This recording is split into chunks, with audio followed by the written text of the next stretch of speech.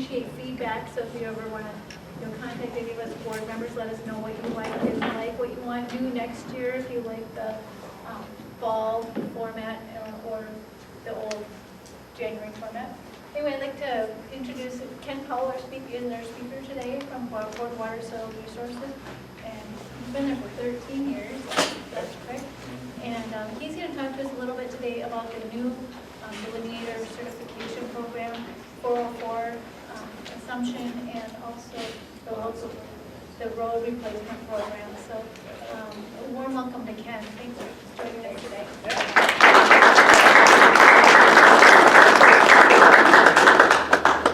All right, thanks for having me. I did this, I think, in the spring of this year, so I'll try not to repeat too much of what I covered earlier, but at the same time, I want to give a little bit of background because I got some updates on things like 404 assumption and the certification program. So I spent a little time last time talking about Bowser and what we do and sort of introduction, so I won't go through that again, but just a little bit. Again, our role in Wetland Conservation Act is to promulgate or put into effect, promote the WACA rule, and basically oversee Wetland Conservation Act implementation. So how do we do that? Obviously, we serve on technical evaluation panels. We administer the wetland bank. We hear appeals on WACA decisions. We approve wetland management plans. Obviously, training and mentoring to a certain extent. We also run the LIGRWORP, the Local Government Road Wetland Replacement Program. And then obviously rulemaking, guidance, and that sort of thing. So I'll talk a little bit more about particularly the LIGRWORP later. Just again, here's our wetlands section at Bowser and how we're sort of divided. And again, remember that Bowser is much bigger than the wetland section, so we're just actually sort of one of the smaller sections within Bowser. But this is basically everybody who's in the section. Here I am. I supervise all the wetland specialists, which a lot of you that interact with the program I'm sure are more familiar with. We have, I think both Bens are here today, from St. Paul office, Alyssa Core out of the Rochester office. She also works a little bit out of the St. Paul office because her work area stretches all the way from the southeast corner of the state all the way up to just south of the cities. David Demmer's been with us for a number of years in Duluth.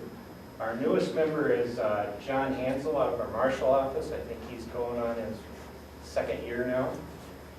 Steve Hofstad has been here as long as I've been here. Detroit Lakes, Matt Johnson up at Bemidji, Linda Ponting, some of you old timers remember when she was Linda Peterson. She was a wetland specialist in the Metro for many years, transferred to Duluth for a few years, and now she's in our St. Cloud office. And Kate Stephenson, who's been around for a while too.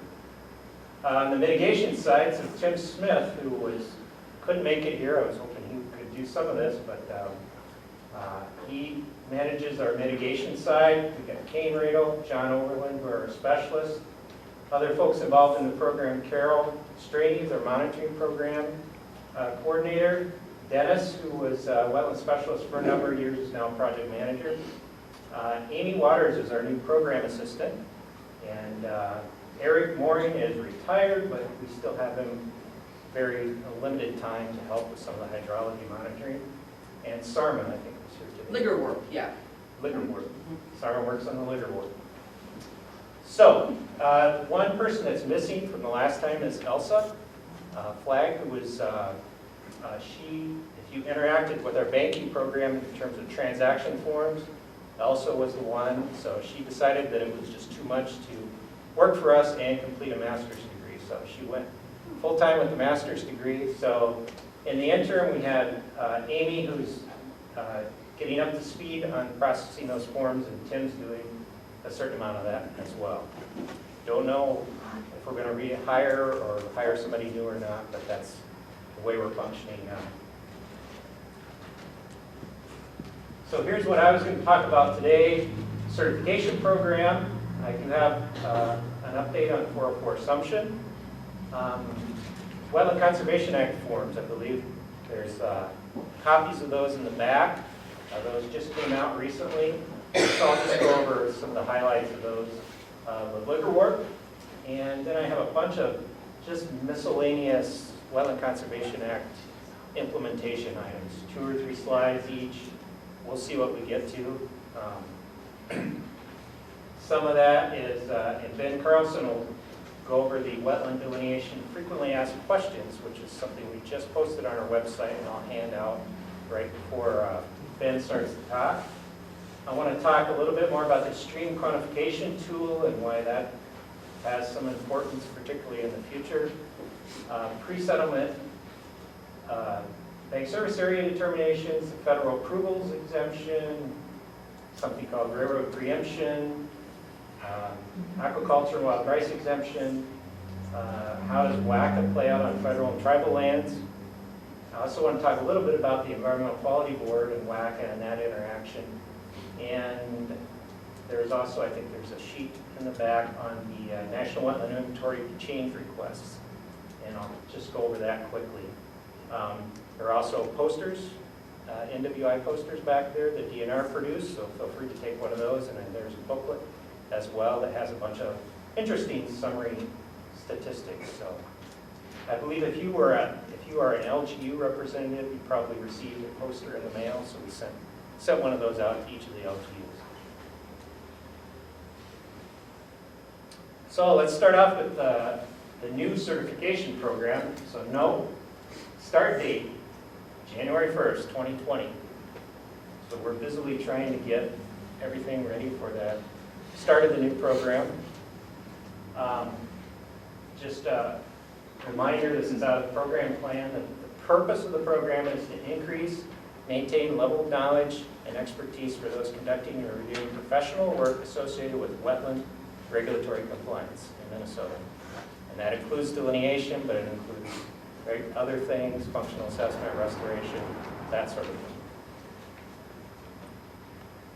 So if you haven't been there, we do have a section on our website under the Wetlands tab just for the certification program. There's not a ton of information yet. We do have a program plan you can click on here, a little explanation about the new program, but there's going to be forms and certified classes that you can take to earn credit and all those things that if you've been doing that through the WDCP, we'll have similar items posted here once we develop those for this new program. We're also going to have a logo. Dan Shaw has volunteered to, on his own time, to make us a little logo so that if you get correspondence regarding your certification or the program, you kind of know that's different than, say, just some other Bowser correspondence. So we want to brand it a little bit, nothing fancy, but just something that distinguishes it. So how we're going to accomplish, or how we plan to accomplish the goal is training, testing, certification, and continuing education. Obviously, those of you in here are already certified. Really, the only thing you're going to be concerned about is the continuing education part, right? This stuff here is for the newbies, the people coming into the business who want to get certified. And that's actually where our focus is more than anything else, to get those materials ready. We have a program that's bigger in scope now. So, we have a lot of work to make some changes to accommodate that new scope for the program.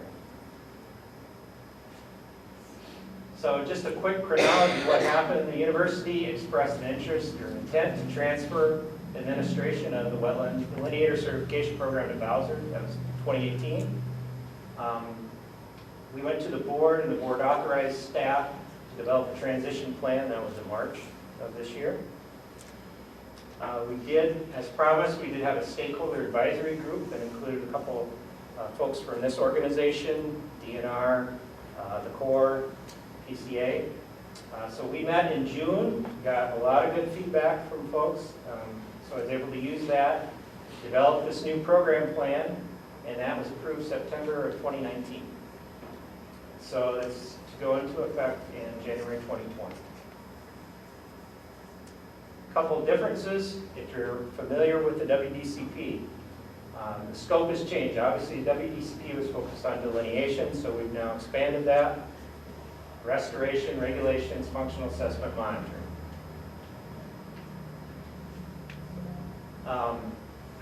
For those that haven't been certified yet, the exam qualifications have changed somewhat.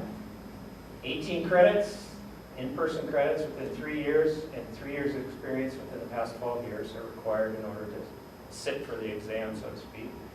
And for those of you who are already certified, the continuing education is 18 credits every 3 years.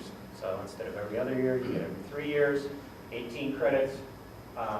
14 of those have to be in person, like something like this, or a training class. We'll allow 4 hours of kind of those online modules. And we have a couple of those developed, and we're working on some other ones, kind of WACA 101, general delineation stuff. So we're trying to get some of that stuff online so that people can just watch those, and we'll be able to, you'll have to log in, or we'll be able to record that you watched it, and there might be some questions you have to answer at the end. And then that way, when we meet face-to-face, we don't have to necessarily cover some of the basics. Folks can just prepare. If they don't already know that stuff, they can watch the modules, and then they can come to class for a little more advanced stuff. So if you're certified, you received one of these letters from the WDCP. It looks something like this from Elizabeth, and you had a form to fill out.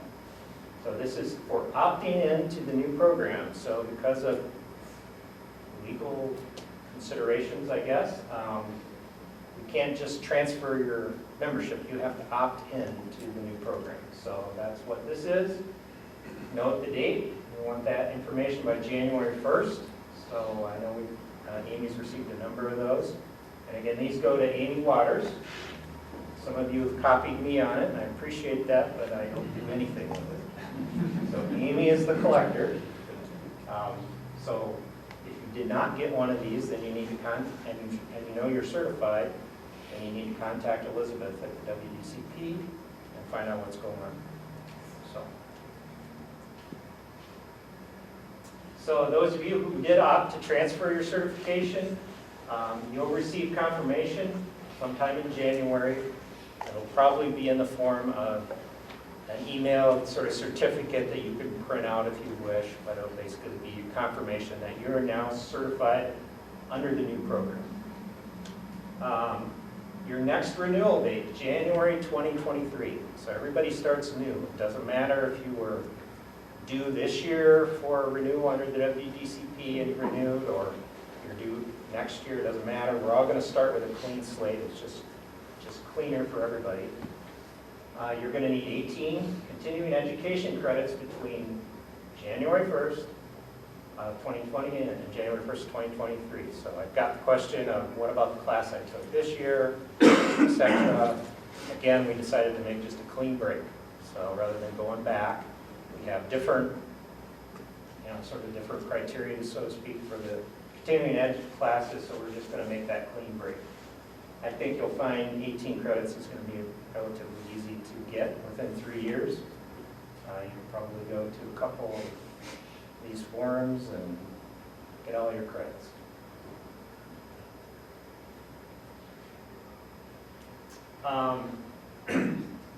If you're not certified, you want to be certified, I've got a few questions about this. We don't have all that information yet, but you can check the website in January 2020. That's our goal.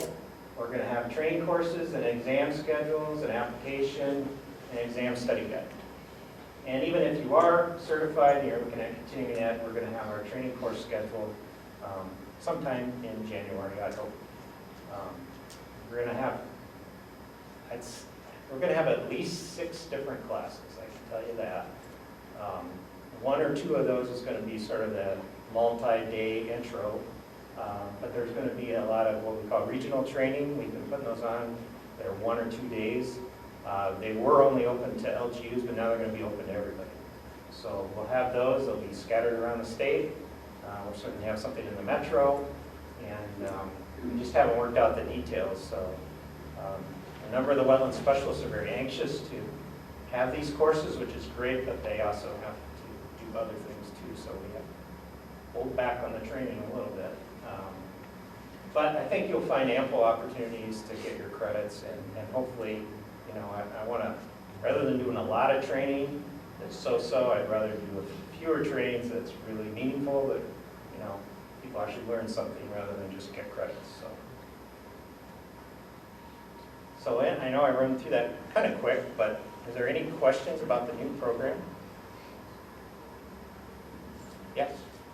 I know you don't have the study guide developed yet, but for folks who will be new to the program, do you have thoughts about what the new certification exam will cover? Well, it's going to cover those main topics. So the delineation, functional assessment, regulatory, monitoring, and restoration. Now, admittedly, you know, there's not a lot that we have on things like the functional assessment. I mean, there's a little bit, but we don't have a rigorous functional assessment thing. There's not a lot on monitoring. There's some, you know, but that's what they study. That's what we're working on right now, actually. We've kind of mapped out, you know, the delineation stuff. You can pretty much look at the exam guide for the WDCP, and that's going to pretty much be the same. It's adding all this regulatory stuff.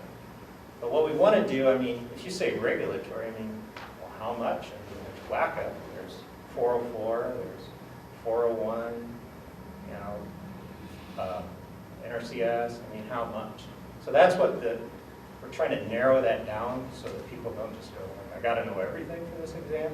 No, we're going to be very specific, and we're going to make sure that in the introductory class we cover all those things that you're expected to know.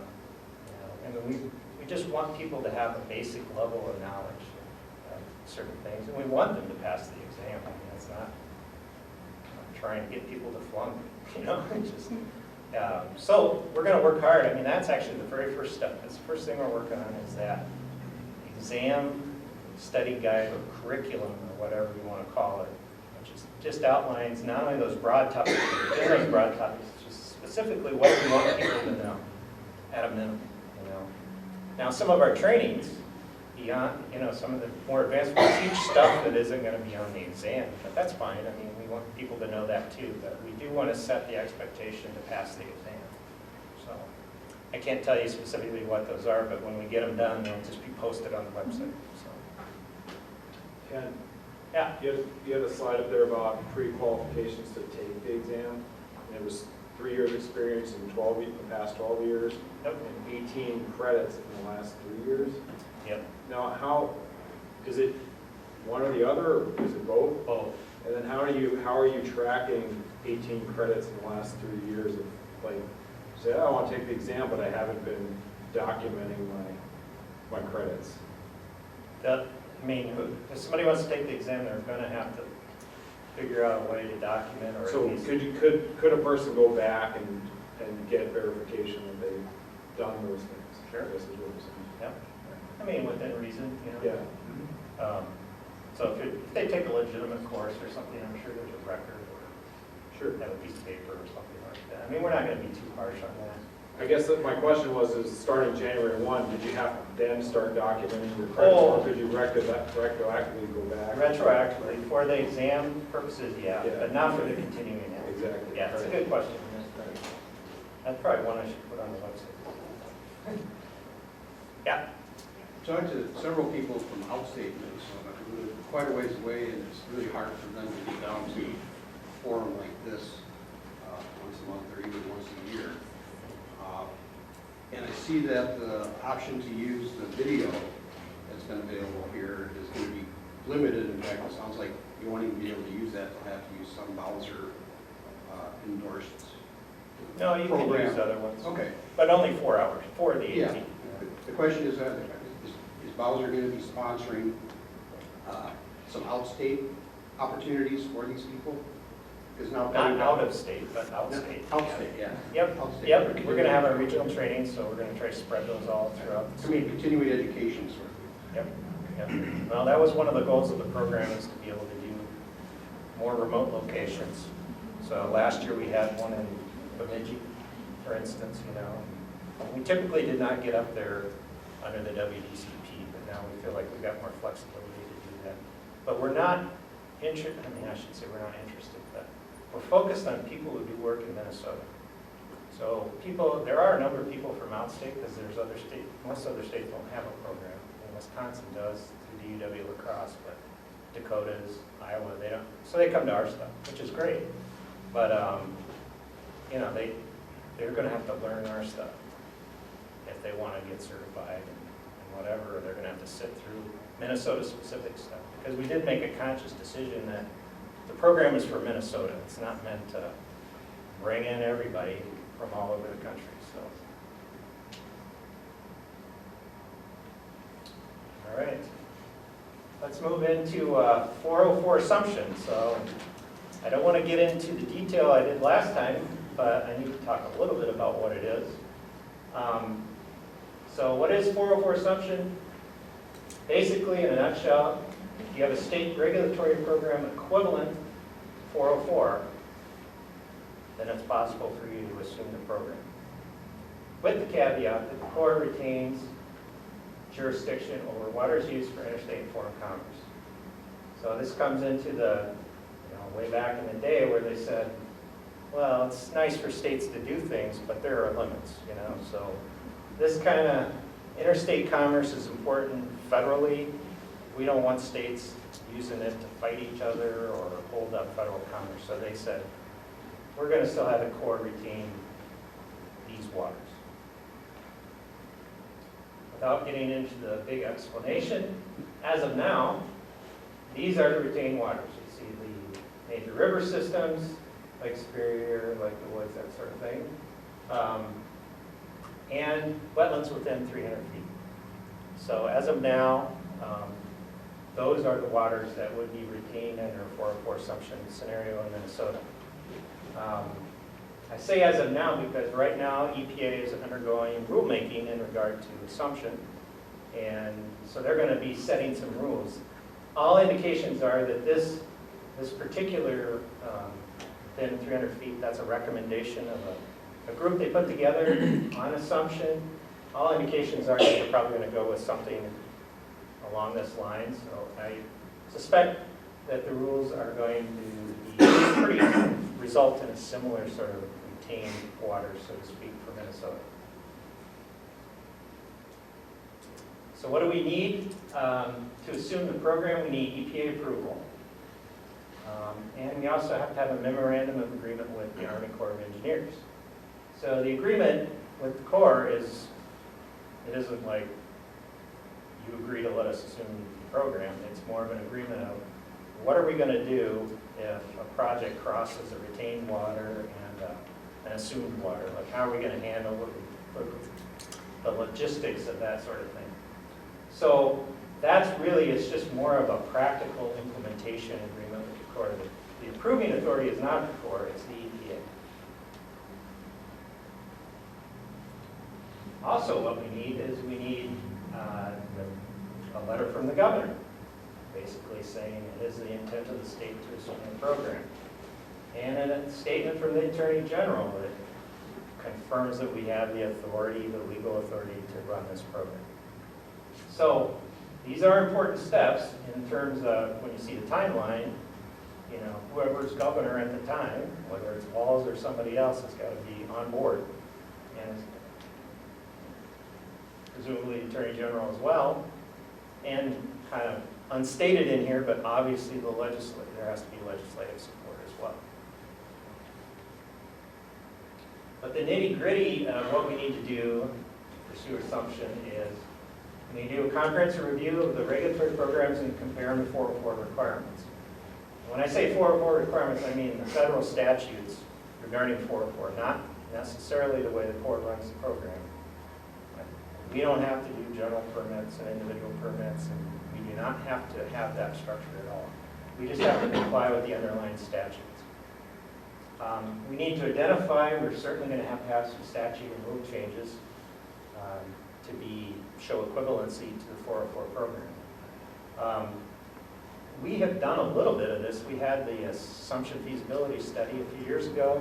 So we have this, but now we have to get down to the nitty-gritty, like what are the exact changes that are going to need to take place. We're going to have to develop some procedures to address certain things that are addressed now through the federal process. So federal threatened and endangered species are reviewed, impacts to those are reviewed. They're triggered by that federal action, which is the 404 permit. Well, if the state assumes the program, there's no longer a federal action, it's a state action. So how are we going to handle this? How are we going to handle water quality standards? PCA implements them through the 401 program, which is connected to the 404 program. So again, 404 program goes away, it's a state program. How are we going to handle this? Historic sites. So there's a lot of little things, I shouldn't say little, but there's a lot of things that need to be worked out. They're not insurmountable. We do have a model to go by, Michigan. They do all these things now, and we may or may not do them in the same way, but they have shown through their, one of the two states that's assumed the program, they show that it can be done. Then, yeah. Is that 300 foot a buffer, and what happens if a wetland straddles that edge? So the 300, it's not a buffer, but it's kind of a buffer. It's just the zone of jurisdiction, right? So the idea behind it is, obviously, they want to keep the navigable water open. They don't want permitting things in there that are going to affect navigability. Then there's a certain amount of impact that could, even though it's not directly to the water, could have a negative impact on the navigable water. And so they said, we don't know what that would be, but let's pick a safe distance, 300 feet. Yeah, so maybe you have a project that is going to, that's the MOA with the Corps we have to work out. It's like, okay, are we going to split jurisdiction here, or are we just going to say, all right, if it touches a retained water, that 300 feet, maybe the Corps just does the whole permit, or vice versa. I don't know. That's the things that need to be worked out. I mean, we'll be pushing for simplicity, and it's similar to like the DNR Protected Waters program now, right? There's mechanisms to waive a jurisdiction back and forth, so you don't necessarily have to get a DNR permit and a WACA permit. DNR likes to waive things to WACA, so you just get one. So maybe it's something like that. I don't know. So we're going to have to negotiate in the agencies. We're going to have to involve stakeholders. We had a big stakeholder group that was involved in the feasibility study. We're definitely going to have them involved in this assumption application. We're going to have to negotiate with EPA and Corps, and we're going to have to coordinate with the legislature and governor's office. It's a lot of folks to handle. We have to describe the new program. We're going to prepare the application that goes to EPA. I think somebody asked last time, why are we doing this? Number 3 should actually be number 1, because first of all, we're directed to do so by the legislature. But the committee said basically they want quicker regulatory decisions, and they did an analysis, and they said, we think under a state assumed program, we can get things done quicker, a quicker decision, and we reduce redundancy, right? 2 permits for the same action, just get 1.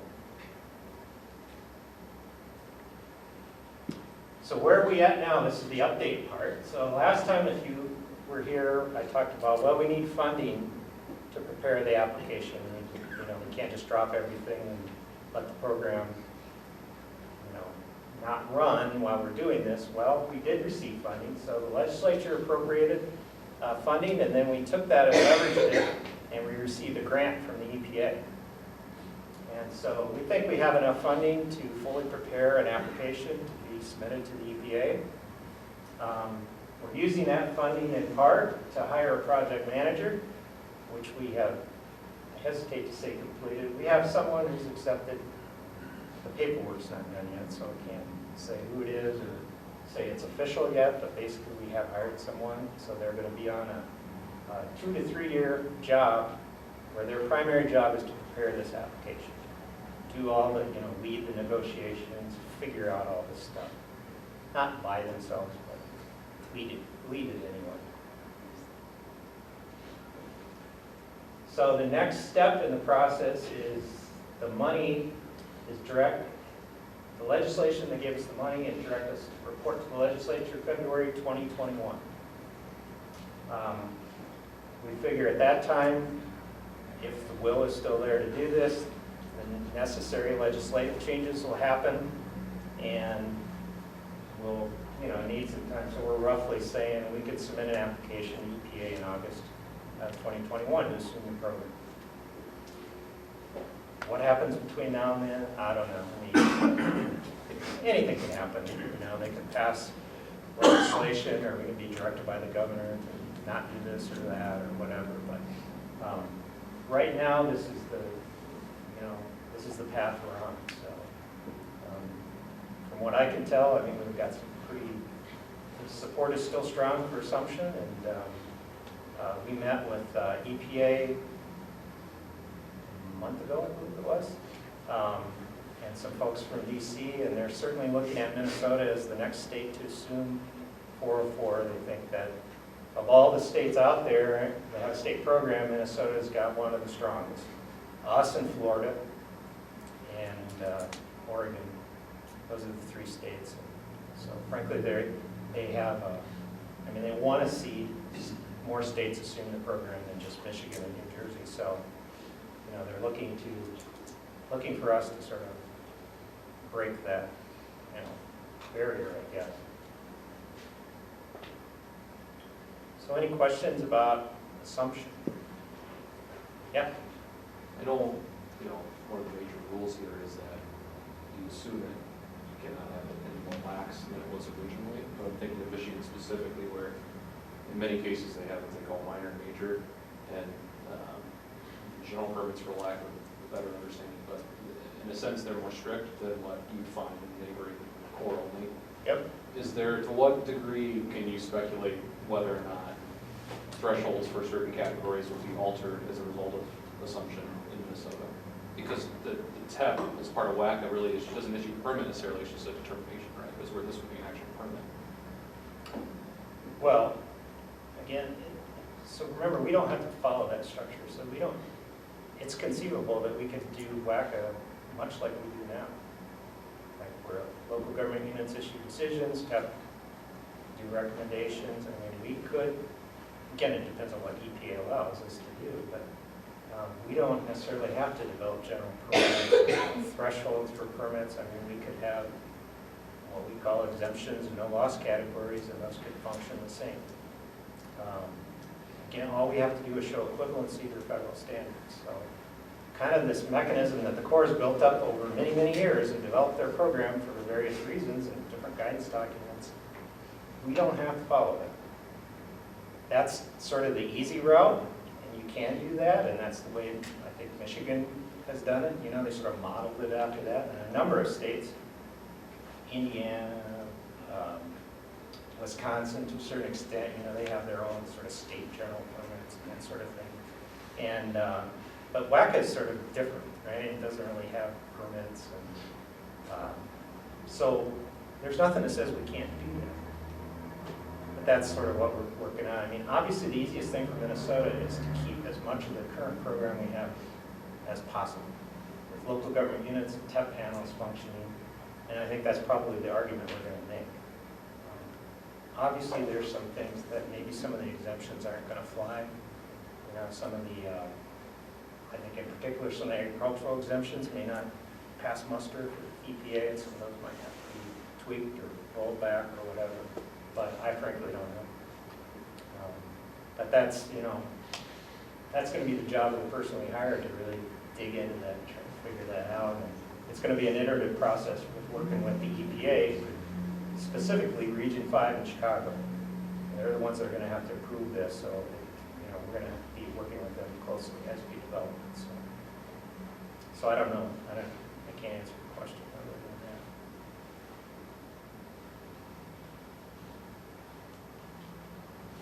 than that. Lack of forms. Oh boy, sounds exciting.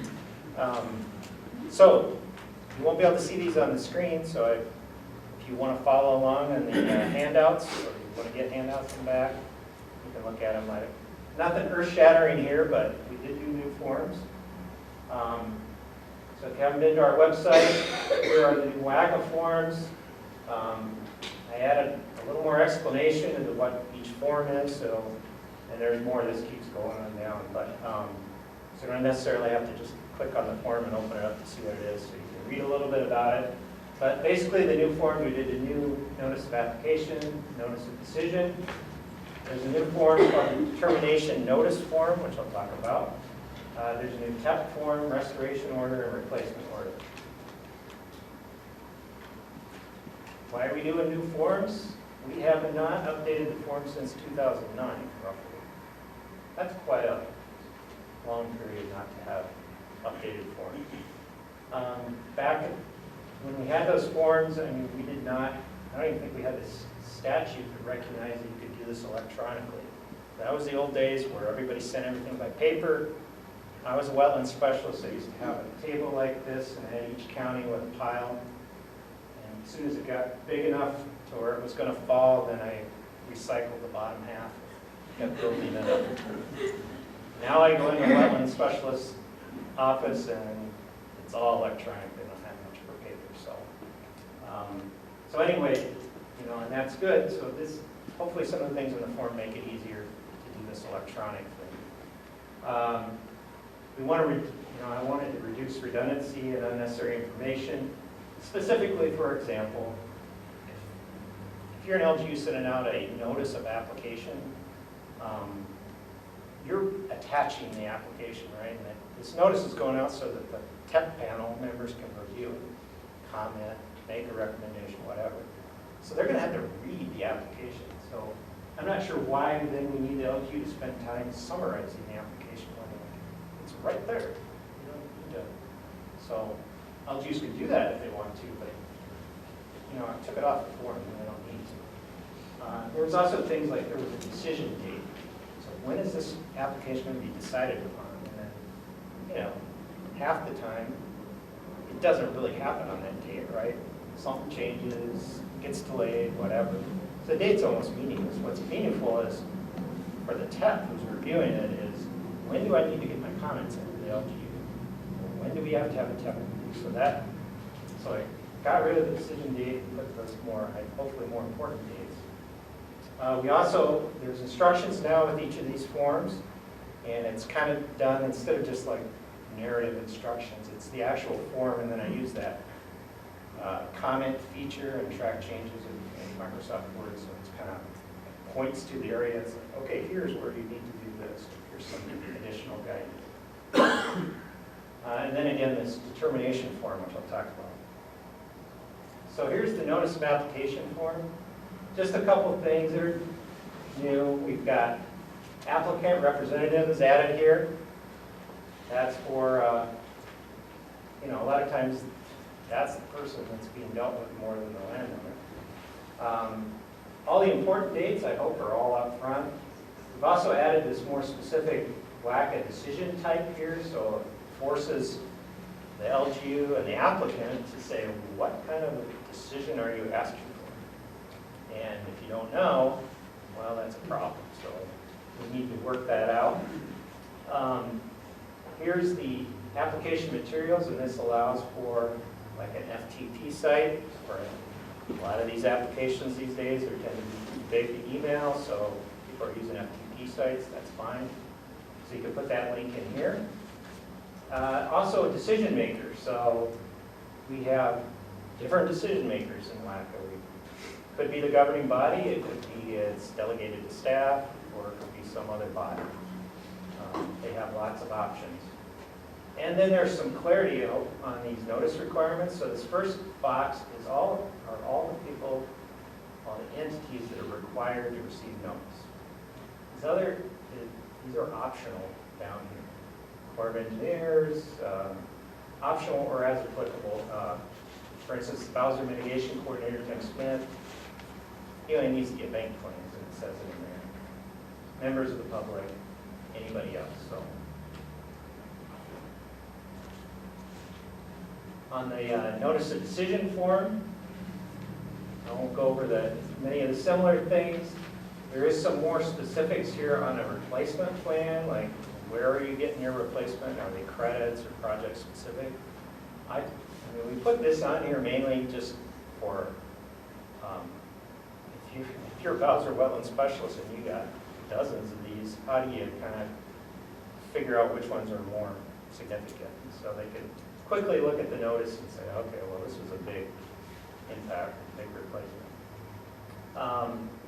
Here's the, one of the things in rule is if there's a TEP recommendation, the LGU must consider their findings and recommendation in their decision.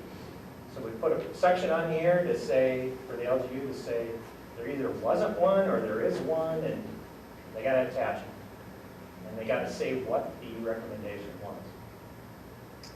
Here's a space to list approval conditions and decision expiration. We get a lot of questions about that. The default is 5 years, but here's the space available for LGU can set a different decision time within reason.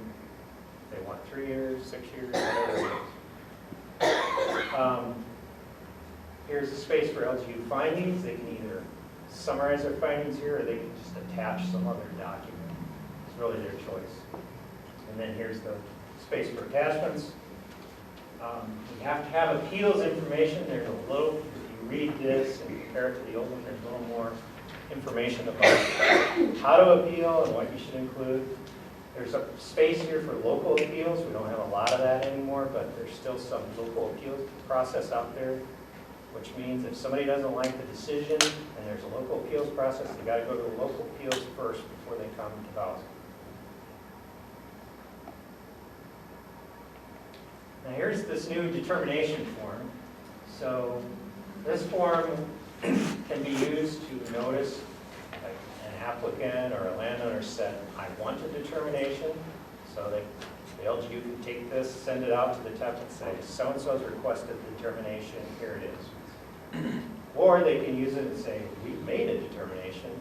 Here you go, TEP, here's the determination we made.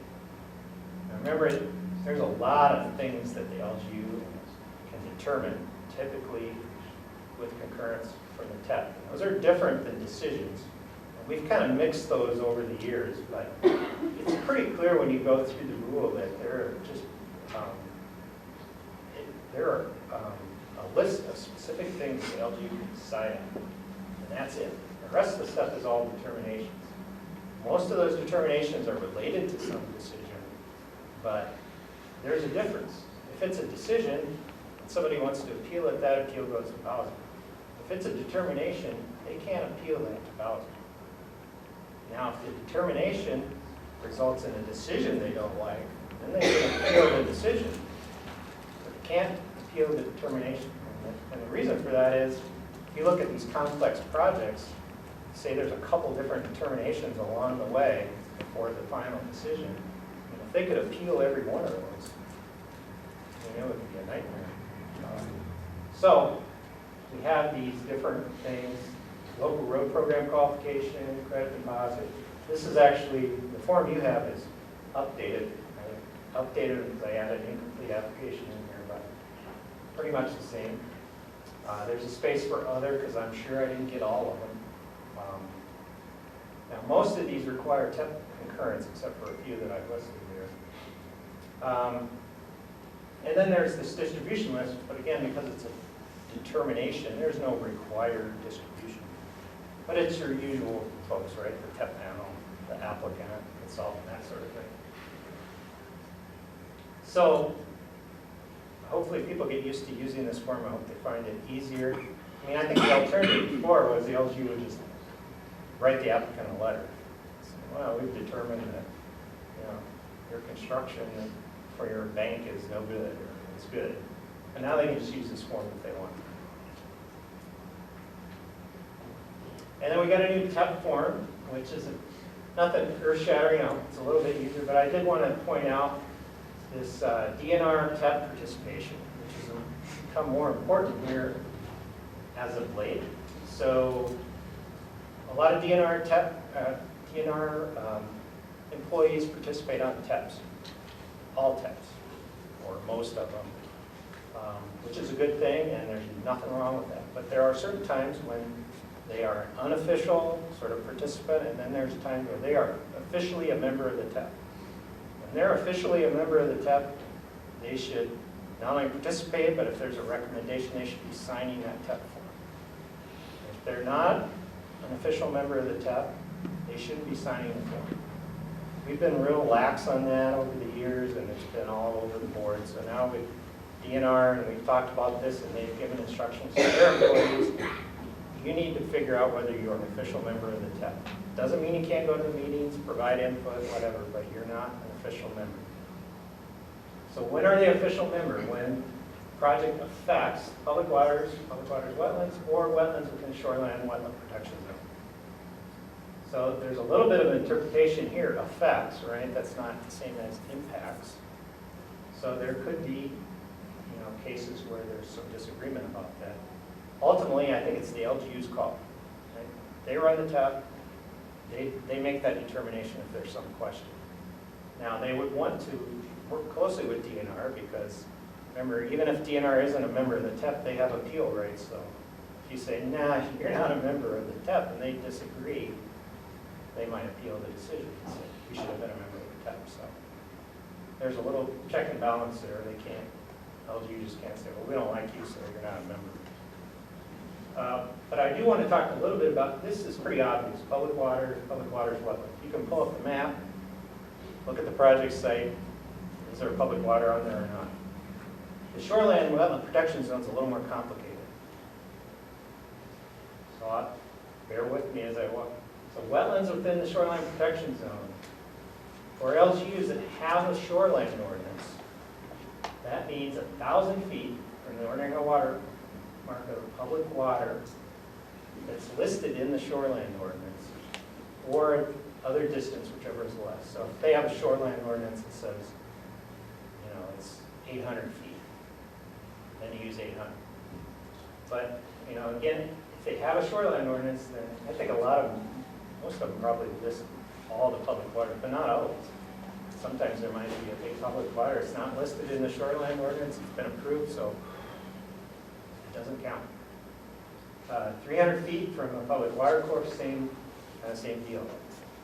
Now, if it's LGU does not have a shoreline ordinance, then it's 1,000 feet, but the basin has to be at least 10 acres of municipality or 25 acres unincorporated, and 300 feet from the OHW.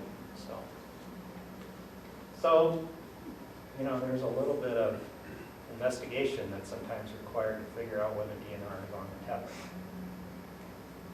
I don't think a lot of people are used to doing this, and it's not straightforward in the rule. It's something that during the rule rewrite, I'd like to make more clear, but you kind of have to go back to the definitions, and you have to go back to a couple definitions and put all this together. Not easy. Future forms, joint application form. We've had what I thought was agreed upon joint application form ready for over a year. Of course, still working on it. See where that goes.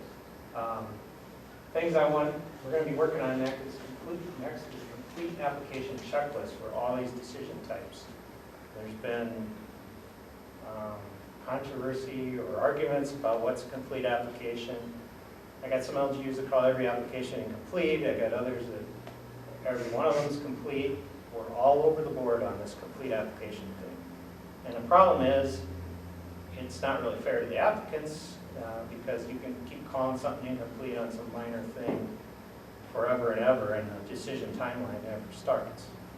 So I think this is an important thing that we need to, there's a middle ground in there that's compromised about what a complete application is. So that's something that myself and staff are working on now to try to get a simple complete application list. So any questions on the forms? Pretty exciting stuff. All right, I'd like to take a little bit, talk about the local roads program, or the LIGR work. But I just think, I get the sense that not everybody knows how it works. So I'm not going to spend a lot of time on, what qualifies and what doesn't. That's like an hour plus. We can talk about that and throw examples in there. It's complicated. I'm going to talk more about the process and how the program works. Because it's a big program. The state spends a bunch of money, relatively, for wetlands anyway. They spend a bunch of money on this program. So it's a Bowser-run program to replace wetlands on behalf of public road authorities, except MnDOT. It actually says that too, except MnDOT. But, we have an agreement with MnDOT, and we share credits, but ultimately MnDOT's responsible for their own thing, but still. It only applies to certain types of projects. That's the 3 R's: repair, rehabilitation, reconstruction, currently, or an existing, currently serviceable road. And road authorities must follow a certain process to take advantage of it. So important thing that I think has been blurred over the years is road authorities with qualifying projects are not required to get a replacement plan approved. So it says that in statute, it says that in rule. I know for want of a better way to sort of decide whether these projects qualify or not, LGUs would just issue a decision. So that's what they do, so they just issue decision notes. Technically, they don't really have the authority to decide because it says if you qualify, you don't need a decision from the LGU. And the program is mandated by statute, so we have to do it. It isn't like Bowser dreamed this thing up and said, hey, let's do all the mitigation for road authorities. It was passed statute and then ruled 1996 or something, somewhere around. Ken? Yeah. Are you saying so we don't need that at the back of the form, current form, for road replacement, there's a place for the TEP to sign? And that sort of, that actually indicates that it qualifies for the program. Do we need that? Yes. Okay. But you don't need an LGU decision. That's my Oh, point. okay. It's a TEP determination, Okay. not a decision. Because again, if we called it a decision, it would be appealable to Bowser and all that stuff. But it's not that. And there's another implication which I'll get to for it not being a decision.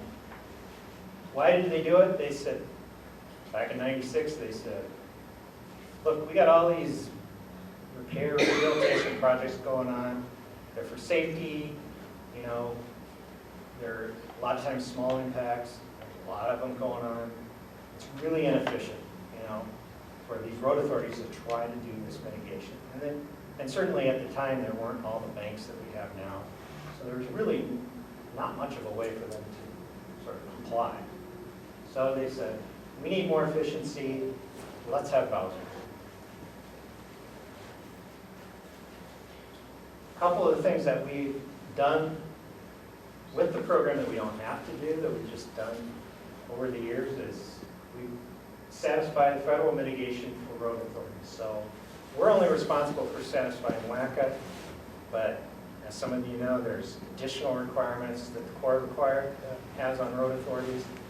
We have typically just stepped up and did whatever little extra needed to be done so they could get their program. We've also replaced, technically we shouldn't be replacing for stream and deep water habitats, only wetlands. But since we haven't had a stream program or typically not had stream mitigation requirements, like the Corps and DNR to a certain extent said, well, just give us some extra wetland credits for that stream impact. And so we tended to do that within reason. So I want to just take a minute to walk through the process of how it works. So a road authority has a potentially qualifying project. They develop the plans, identify impacts, do their delineation, whatever needs to be done. They need to send those things to the TEP. So there's a certain amount of required information that gets sent to the TEP. And TEP has 30 days to determine if it's qualified. So within that time, presumably, unless they object and say it doesn't qualify, they'll sign off on it. Then here's a key step. That information needs to be sent to the Bowser Mitigation Coordinator. That includes plans, evidence that the TEP's wrote off on. They either use that form that, John, you mentioned, it's signed by the TEP, or they can use that new determination notice form with maybe a TEP findings attached or something. Something that we can look at and say, okay, yeah, the TEP looked at this and said, it qualifies. Really, at this point, that's it. They've they've satisfied their WAPA requirement, they can go construct. Like, they don't need to know where the mitigation's coming from or whatever, it's in Bowser's hands now. But, as you know, there's the Corps, so they're saying, well, you know, we need a Corps permit. So what we've done, we ask at this point that the road authority give us also what is the Corps permit that you usually have a number. Give us the number of the Corps permit, and then we work with the Corps directly and satisfy whatever requirements they want to know. Which bank are you going to get from? Where are you going to get the credits? So we work with them, and then that allows the Corps to issue that permit to the road authority. So that, in a nutshell, is really how the road program works. Yeah. What happens if the TEP doesn't get to that approval in 3 days? Not approval, but doesn't verify or qualify in 3 days? I don't like to talk about Well, Well, I mean, you know. should have another arrow. Yeah, one could argue that, hey, well, you guys didn't do it in 30 days. That's why we're on the TEPs, like, you guys really need to act within 30 days, you know? But what happens if they don't? Well, I mean, then that's, Is it, I mean, because it does happen. I mean, I've seen it happen. yeah. Well, it's a decision by the road authority. Are they gonna move forward or not? Are they gonna, you know, a lot of times if it doesn't happen, the road authorities work with the TEPs and say, well, you know, we're gonna need these guys, you know, these people on other projects, so, 31 days, I'm sorry you missed it, you know. But I mean, you know, at some point, it's like, wait a minute, you guys have had this for 90 days. Yes. We're trying to construct. Like, we're just gonna move ahead. You know, I think there's a point at which, you know, they can do that. But this is, you know, this is what the rule says, so.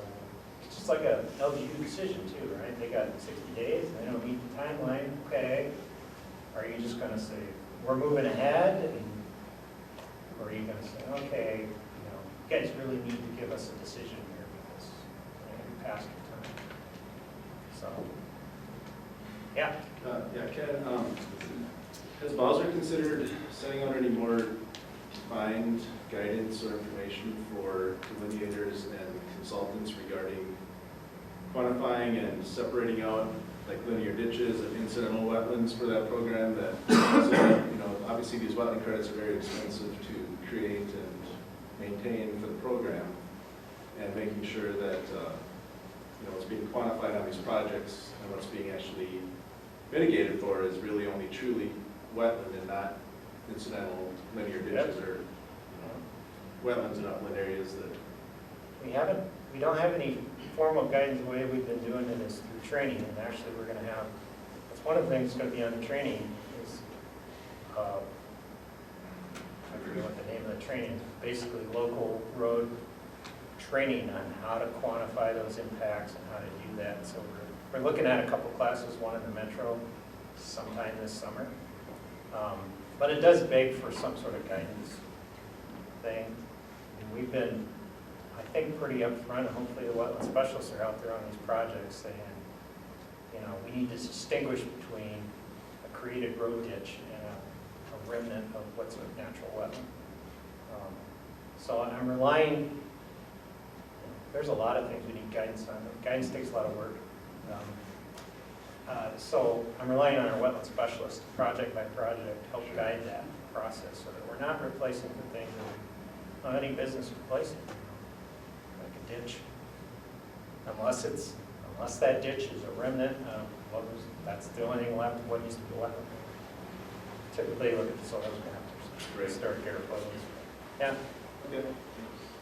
Oh, so yeah, I just want to point out that it's the responsibility of the road authority or their agent to send that Corps permit to Bowser, to Amy and Bowser. The Corps is not going to do it independently. So they have to submit the application, the TEP sign off, and at the very end, the Corps permit, because if that doesn't come in, we're not going to do the credit withdrawal until we get that. Yeah, you're not going to get this unless we get the number here. The Corps is not going to, without that number, they can't match it up, whatever the permit is. And that's been a problem. Well, actually, I'll get to that.